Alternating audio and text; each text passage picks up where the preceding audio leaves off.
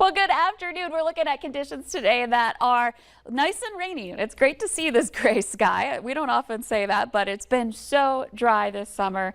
Getting this rain has been certainly a good thing, and it is still affecting us in Grand Forks at our home of economy Skycam. This is a live view, looking gloomy, but it's got a lot of us feeling pretty cheery here. Here's a look at our current conditions. At the top of the hour, we still have a little rain at the airport in Fargo. We'll take a look at the radar there soon.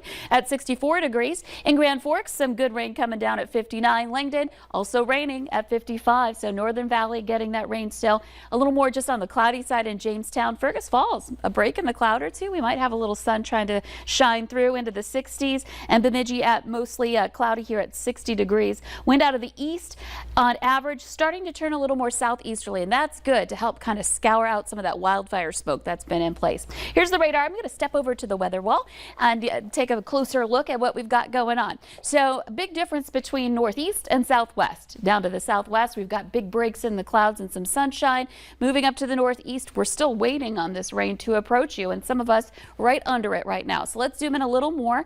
And as you can see, we're quieting things down in Fargo-Moorhead. We're getting some sunshine down toward other parts of the Cheyenne River Valley. Over to the east, starting to see some breaks as well, but still getting some rain stretching from Bemidji back through the Clearwater County area, Mahnomen, some rain and thunder, and Ada back over to parts of I-29. So zooming in a little bit more on Fargo-Moorhead, still have a couple of drops on the north end of the metro, so it makes sense that the airport would still be reporting some showers. But the farther south you go, it's pretty much over for the moment. We're not done with our rain chances here just yet over the next 24 hours or so. And then Northern Valley, you can see the movement of this moving pretty quickly to the north over the last couple of hours. And that main line, there's some lightning associated with it. So stretching from Fosston now along Highway 2 back over through Crookston, and Grand Forks still getting some rain, though there is an end in sight. The Mayville radar site, in fact, showing some drying conditions there. And then this goes all the way up to north of Devil's Lake now and moving toward Grafton, moving into Pembina County, Hallock area.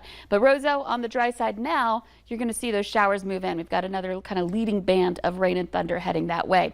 Expanding the view, big break in those clouds, so we'll get some sunshine in the south, and that's where temperatures will warm up more today.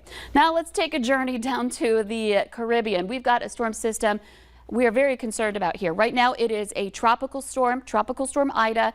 Winds sustained at 65 miles per hour, and it's moving to the northwest at 15 miles per hour toward the Gulf of Mexico. Actually, we just got an update here. It's now a Category 1 hurricane, so it's just actually reached that status level here. You just saw that become a hurricane there and listed as a hurricane just a moment ago. So this is going to continue to make its way northwestward on our track here, eventually moving over very warm waters in the Gulf of Mexico into Saturday evening, become a Category 2 hurricane, and then eventually a Category 3 or major hurricane as it's approaching Louisiana Sunday. And into Sunday evening, we may see a landfall, which here's an eerie coincidence. If that happens, it's the same date that Hurricane Katrina made landfall in Louisiana and Mississippi back in 2005. So watching that one very closely. Here in the valley, nothing that serious, but we certainly have rain that we're going to have to dodge here heading home from school and work in the Northern Valley.